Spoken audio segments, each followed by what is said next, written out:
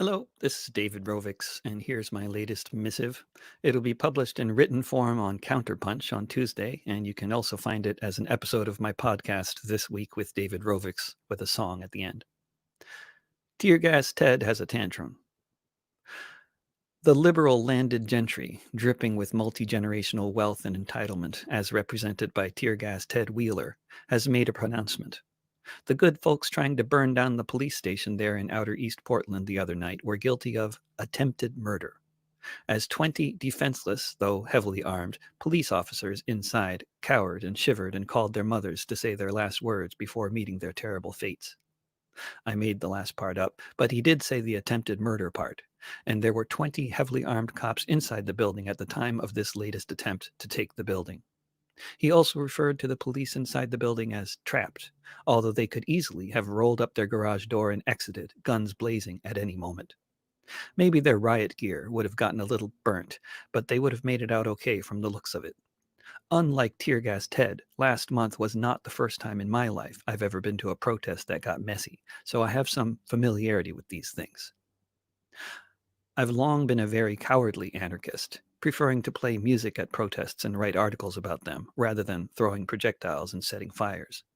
I have too many friends who have been killed, badly wounded, or sentenced to years or decades in prison because of carrying out actions like these, to want to participate in them myself. I make no illusions about it. I stay back from those situations because I don't want to face the consequences. But, having said that, some of the folks in Portland throwing those projectiles and setting those fires listen to my music and follow me on Twitter, and they already know how much I appreciate their efforts and admire them in general.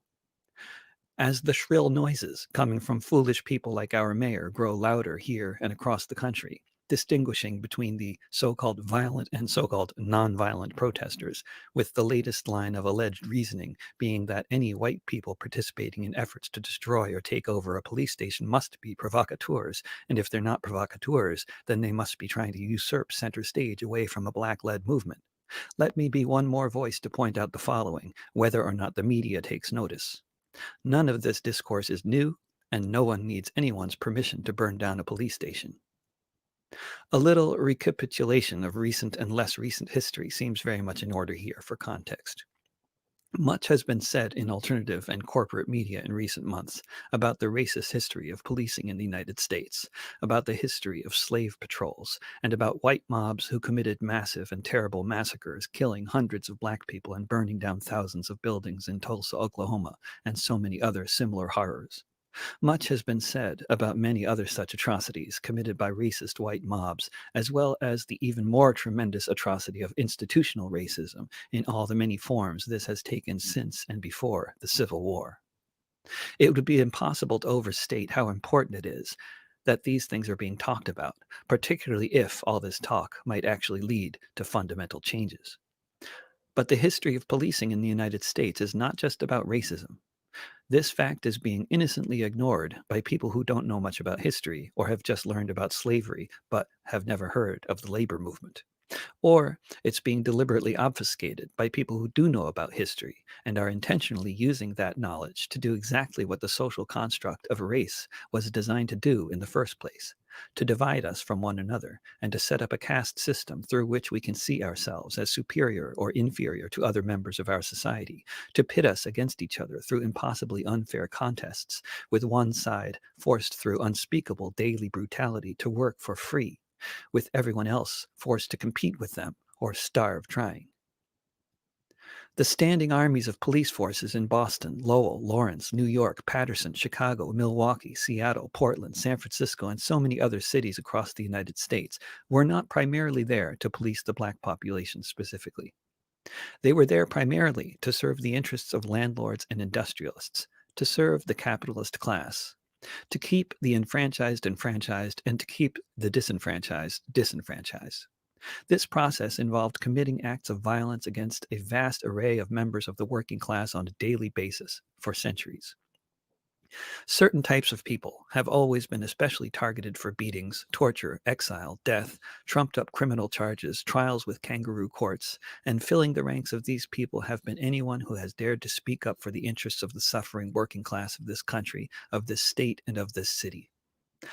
Oregon was founded as a white homeland, with exclusion laws both on the books and actively enforced. The state did not have a significant black population until the labor shortage during World War II.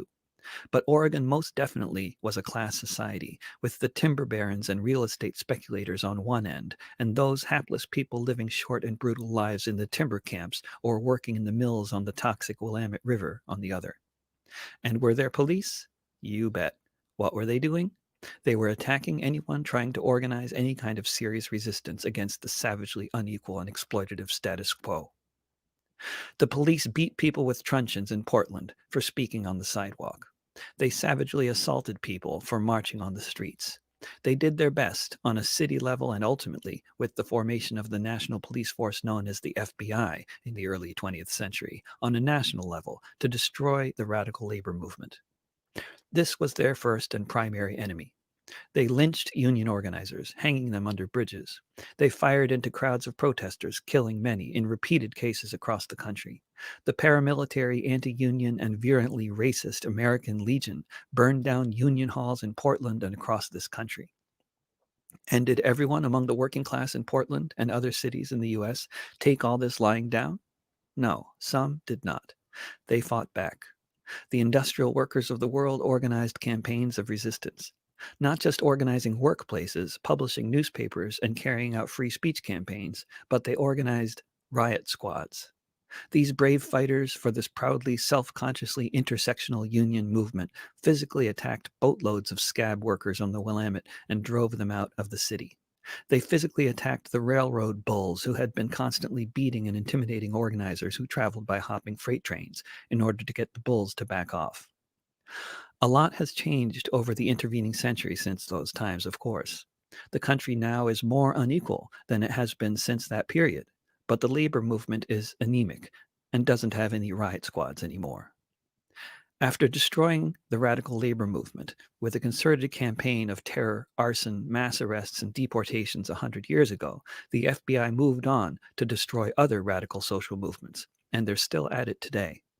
They love it when members of current social movements or remnants of past social movements, in some cases, argue with each other, and the argument over violence versus nonviolence and which forms of oppression social movements should focus on most, and how to have a truly ecumenical social movement, how to make real change. All this is very important, and none of it is new. In the past few months, an uprising began in Trump's extremely failed state in the midst of an out-of-control pandemic sparked by a classically horrible racist police murder in Minneapolis. There have been other horrible racist police murders captured on film in recent years.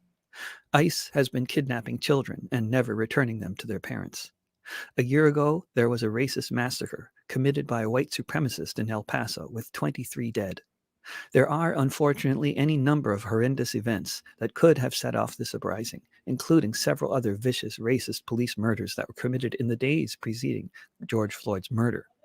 It may be that the murder was particularly spectacular in its brutality, but leaving Michael Brown Jr.'s body in the hot sun for hours after he was killed in Ferguson, Missouri in 2014 is offensively gruesome to a possibly similar extent. And then there are those cages they're putting the children into in Texas.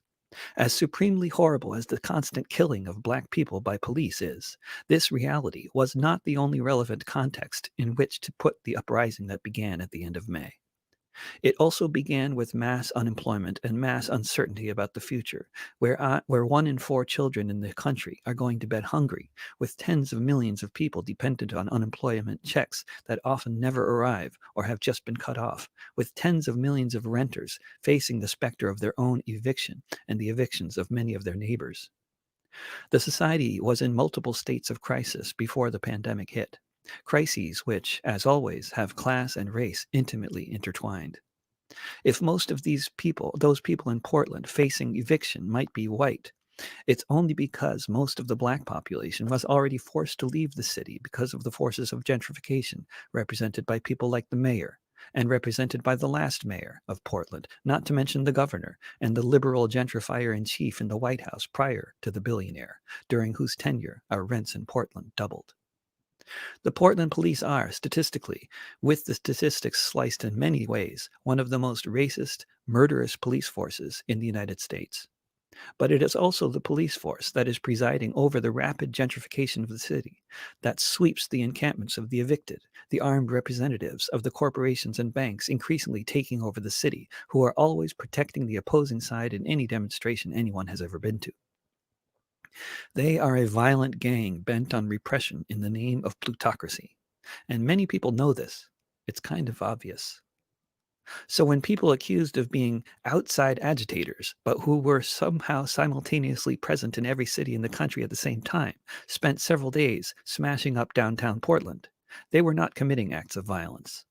They were destroying corporate property and property of the forces of state violence, property of the very corporations and their armed defenders who are actively causing such misery, imprisoning us on ridiculous charges, killing us, or just making us move back in with our parents, or go get a second or third job, and ruining any hopes that so many of us in this society might have once had for a decent future. Oh, but you say there was an independent store damage too? Advice to the capitalists. If you want to know, if you want people to know you're an independent business, don't buy a fancy building in the most expensive part of downtown and call it One World Trade Center. People might mistake you for an evil capitalist. Who knows why? In any case, this destruction of corporate property and police stations is what got people's attention in the first place, along with taking over highways and bridges, not the people standing in parks with signs making speeches. And now, with the voices of the wealthy, liberal elite, and some of their allies denouncing what they call violence and attempted murder on the part of the young people intent on liberating this city of its occupying army that they call the Portland Police Bureau. While I don't speak for the folks who were at the police station in question the other night, the murderers are your police force.